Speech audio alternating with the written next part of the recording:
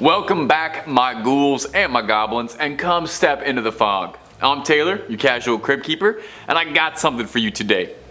We've been spending a lot of time in the cosmos lately, as I've been watching for UFO visitors touching down, or we've been tracking strange signals up in space. But today we're going to be focusing on some of our brave explorers of the final frontier, some of our star sailors, as we take a deep dive at some of the most unpleasant parts of being an astronaut.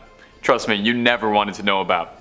Get ready to lose your lunch as we walk you through the top 5 astronaut discoveries NASA tried to hide from you. Do you think you could hack it as an astronaut? You let me know down below in the comments. Or you can just tell me that my hair looks nice today. I really need that today. Anyway, let's dive on in. Number 5, the training is brutal. When you were young, did you ever dream of being an astronaut? I think most of us did. You know, dreaming of being a cosmic sailor, soaring through the Milky Way. I know I certainly did. I thought about how I'd ace the training. I'd be the perfect astronaut. I'd be this golden-haired hero of space, like a Luke Skywalker or a guy on an old pulp novel cover or something. Well, the movies and the media makes being an astronaut out to being a lot more glamorous and a lot easier than it is. I mean, we saw Homer Simpson do it and we figured we all could. But the truth is, they really do not take just about anybody. You already need to be a brilliant scientist and have an exceptional, spotless military career. So they're not just taking anybody, they are taking the best of the best of the best, the top 1% of the 1%. And they need people who can withstand incredible tolls on their body and are able to handle any problem that could be thrown their way in space. Turns out going to space,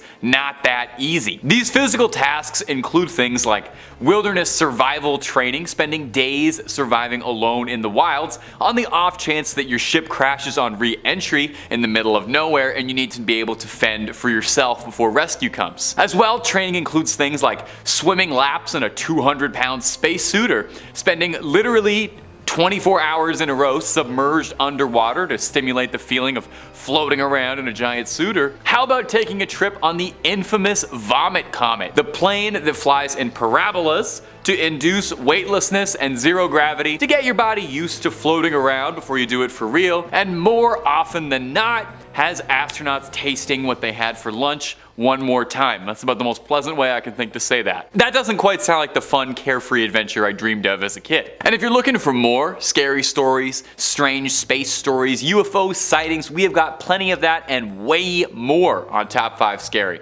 Plus, just about everything scary you could ever think of above the sun and below it.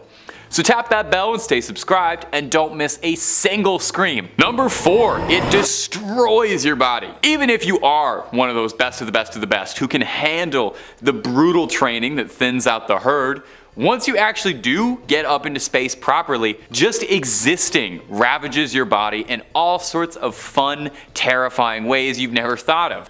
When you think about it, we really are not meant to be up in that environment. It's kind of like a fish trying to survive on land. So it's not much of a surprise that our body kind of reacts violently poorly to the new conditions.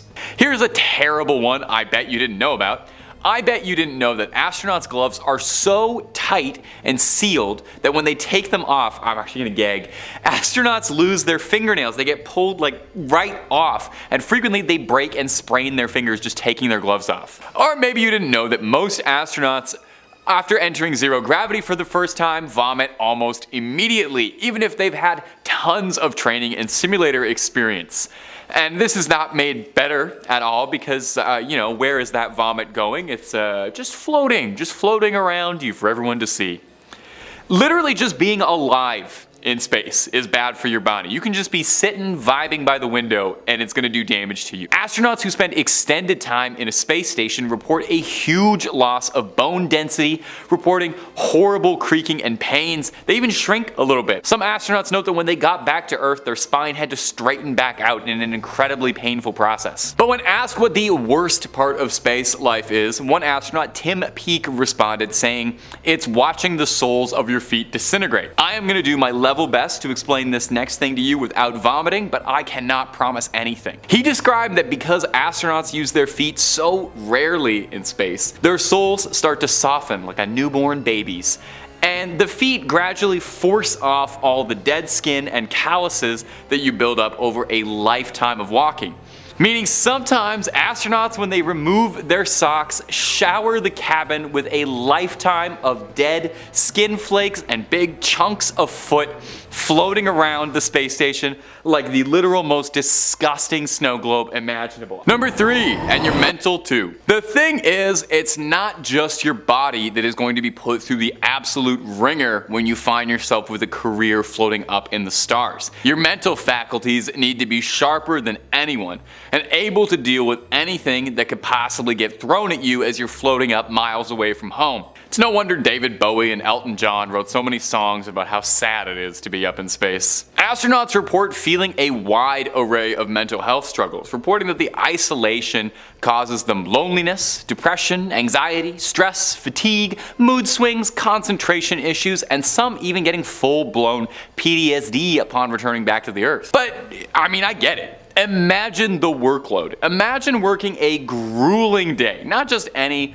regular day. A day where if your work goes wrong, you could lead to one of or many of your teammates' deaths, and then having to go to sleep in a cold space station away from your loved ones and do that over and over again for 100 days straight. Imagine you have a bad day at work in space. You can't even go home about it. You gotta go home to space. Sleeping on a space station is far from a cozy night in a crib either. For one, there's constant noise all around you on a space station. Nobody can hear you scream in space, that much is true, but everybody can hear all the engines and computers and all that stuff going off inside the space station, meaning there's never a quiet moment. It's also not as dark as you might hope. Not only do you have to deal with the fact that your sleep cycle is no longer tied to the sunrise and sunset anymore, because you're going to see about 16 of those a day, but you have to tend with flashing lights all over the station from the machinery, but as well lights that are thought to be caused by cosmic rays passing through your eyelids. As well, there's also, no gravity. They definitely tell you that. Imagine having to tie yourself to a wall to avoid bumping your head around a cabin while you're just trying to get your 8 hours and a little REM time. Number 2, brown trout and recycling. Okay. This is going to be the grossest part of the list by far. If you want to skip right ahead to number 1, I get it.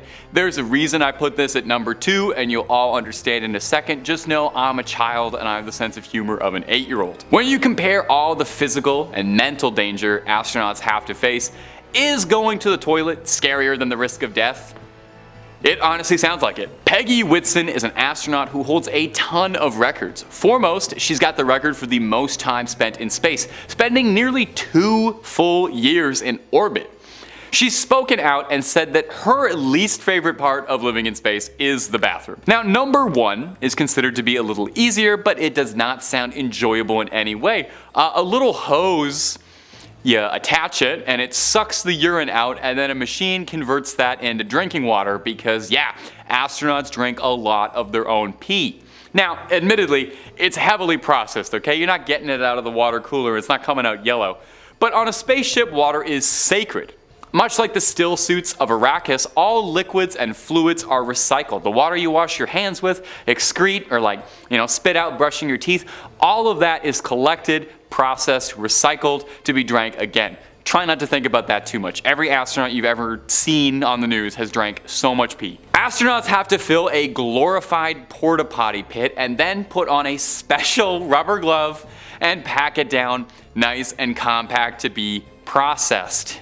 But in zero gravity, things happen, and more often than any astronaut would ever care to admit, sometimes the mission goes a bit bad. Chris Hadfield said his crew would refer to these incidents as brown trouts. I'm not going to explain it, I think you understand. Leroy Chow, retired astronaut, spoke on his time on the station and said sternly that everyone cleans up their own mess when it happens, but he didn't elaborate on what that meant, but you can read through the lines pretty easy. When you were a little kid dreaming about life in space, did you ever consider that the world's best and brightest minds would be putting on the poop glove to catch brown trouts? And I am so sorry for the mental image I have given you. Number 1, danger. And above all else, if it hasn't been made exceedingly clear yet in this video, the life of an astronaut is not an easy one and oftentimes is extremely dangerous, with anything being able to go wrong spelling a certain disaster. Everything needs to be perfect. Now, you could look up countless stories of astronauts in danger, but I'm going to share one from Chris Hadfield because he's a Canadian icon. He spoke to BuzzFeed News about how on his first flight ever, he and fellow astronauts had to navigate a £250,000 space station towards a target the size of a coffee cup on the Russian Mir space station. Hadfield was there to relay the speed and range information to the pilot as they were pulling in for a docking maneuver, which had to be incredibly precise. In Hadfield's own words, if you hit the Mir too soft, the spring mechanisms bounce you off. If you hit the Mir just a little bit too hard, well, then you risk breaking the station in half and ending the lives of everybody on board. So you've got to hit it exactly right. No pressure or anything. When the shuttle crew was about 30 feet away, two sensors started telling them two different things. One of them said that they were at 32 feet away, and the other one said 20 feet away. Hadfield said, they're either both wrong or one of them is completely wrong. Now what do you do? There's nobody to ask, and if the crew on board this shuttle doesn't solve this problem in the next 30 seconds, then this is it for everybody. Hadfield described using his thumb to try and measure the distance from the window. This told him they were about 21 feet away, and he used a stopwatch to try and do the math to figure out how fast they were going, and when they should fire thrusters. And well, since I mentioned, Chris Hadfield is a national hero and not a national tragedy, we know they did end up hitting the target at the correct speed, even with 3 seconds to spare. Hadfield said the shuttle crew didn't even say a word until a few minutes after, when the shock had finally worn off, and one of the members of the crew said, "Hey, we did it, we're actually here." It goes to show that astronauts need to be razor sharp to be able to think on the fly like that, and really do need to be the best of the best to handle what they do up there. So maybe it's good I didn't end up being an astronaut and I'm just a horror YouTuber. I'm sure you guys all appreciate that way more. And that's about all she wrote. Thank you so much for watching, my ghouls and goblins. Take it easy and keep on creeping on. I'm going to appreciate my time on land today.